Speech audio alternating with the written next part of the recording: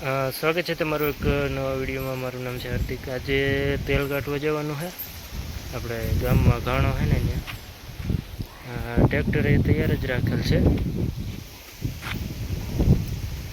આપણે ઘરનું તેલ 5-6 ડબ્બા નીકળી જાય એટલે ક્યાંય માંડવી કે તેલ કે કંઈ લેવું ના પડે। ઘરનું જ ઘરની માંડવી હોય એટલે ચોખ્ખી માંડવી નહીં, બીબડીમાંથી નીકળે।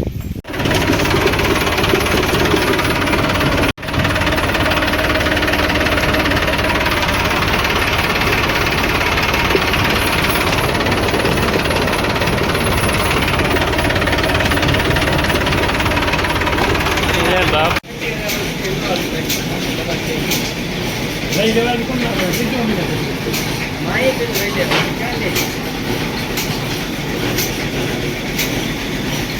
હવે ક્યાં પોવાય નવીન ગાડી નો રહ્યો તો ગાડીઓ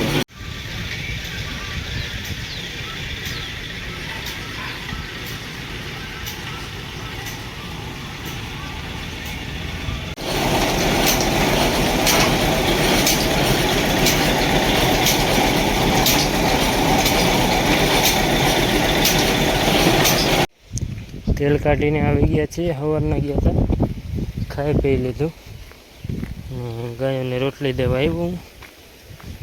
આજે ભાઈએ બળદ નહીં જોડ્યા છે બેલામાં, એટલે એ કંઈ ભારી લાગતો નથી।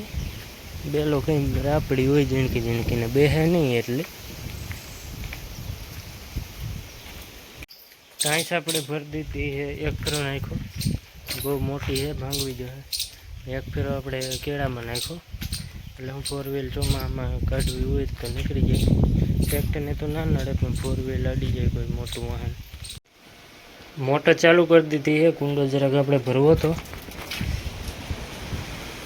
ને જો બેલો હાલે છે। આમાં કંઈ ભારી લાગશે નહીં, ધીરે ધીરે બરત હાયલા રાખશે ટાટા ફોરના। બેરાબેર ઠેલી લઈને આવ્યું હું, આપણે રાવણાનું ઝાડ છે ને રાવણા આપડવાના છે ને ડુંગળને બધું રાખ્યું જ છે। આપણે હેઠે પાથરીને ઉપર હલાવીને ઢગલો થઈ પડે। ઘણા આજુબાજુને લઈ જાય, પંખીડાય ખાય એટલા નીચે ખરે એકદમ પાકી પડે છે, કારણ કે રાવણો મોટો છે ને એટલે ઘણા બધા આવે ઘરે। તો એટલા આપણા છે હજી। હવે એમાં એવું છે કે હાથે આપણા તો આપણી લીધા, હવે બીજા છે ને બુમર પાથરીને આંકડો લેવો જોઈએ, થેલી તો ભરાઈ જાય આપણી। ઘણા દિવસે હાલે છે, એટલે ભાઈને બોલાવું જરાક મદદ કરવા લાગે। ભાઈને ચા પાણી દેવાનું છે, એ હાકે હવે વાવે ભૂગવા આવ્યો થોડુંક છે એટલે અત્યારે 5 જેવું થયું। 2 કલાક કાલે ટાટા ફૂલને જ મજા આવે, તડકે નથી આપતા।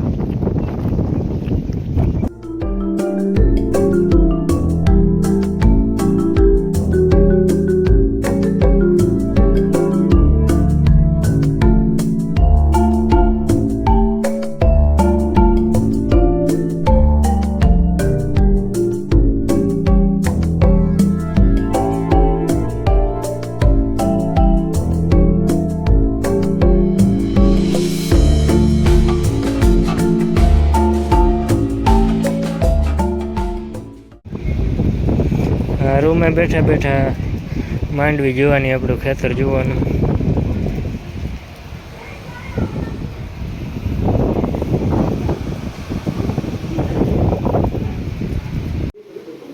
થોડુંક સેટઅપ આપણે ફેરવવાનું છે, સોફા ખેવીને વાં મૂકવાના છે, ખુરશી પડીને ને બહાર ફિટિંગ થઈ ગયું છે। જોઉં તમે એવું જ બહાર આ રૂમનું છે, જરાક મોટું છે। કેવું હોય કમેન્ટમાં જણાવજો। અને ઓલા બાર હી તો પહેલાંના આપણે પાસે છે જ, આ નવા છે।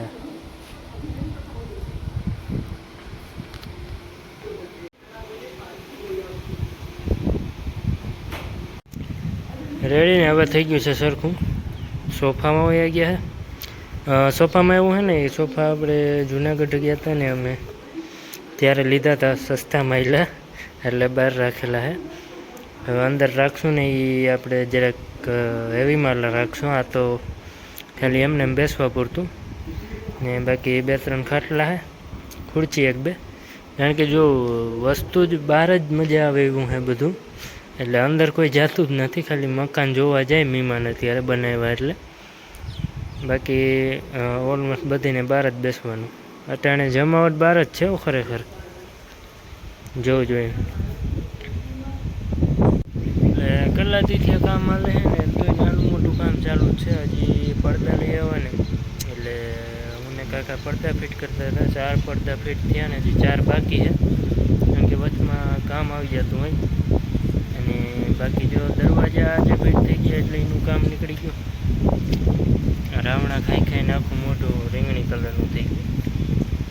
એટલે હવે કંઈ જાજુ એવું બધું કામ નથી, થોડીક વસ્તુ આ તે લેવાની છે. આપણે એક અરીસો ફિટ કરવાનો છે ગેંડી આગળ, ને ફર્નિચરનું કામ તો હજી બાકી જ છે, એ ચોમાસામાં રાખ્યું. હા, અત્યારે કંઈ નથી કરવું. એટલે ફર્નિચર થઈ જાય ને એટલે પછી ઓલમોસ્ટ આખા મકાન કમ્પ્લીટ. આપણે જે ઓલો રૂમ બાપાનો છે, બાપાનો અને માનો 3 બારી એમાં રાખી હતી, કારણ કે હવા આવે ને દિવસે તો બારી પેક થઈ જાય એટલે, ને રાતે પછી 3 ખુલી જાય એટલે ઠંડુ થઈ જાય ને ઘડીકમાં. પણ બાપાને તો એ ગરમી થતી હતી, એટલે એના માટે કૂલર લઈ આવ્યા. એ કૂલર અંદર અત્યારે ચાલે છે.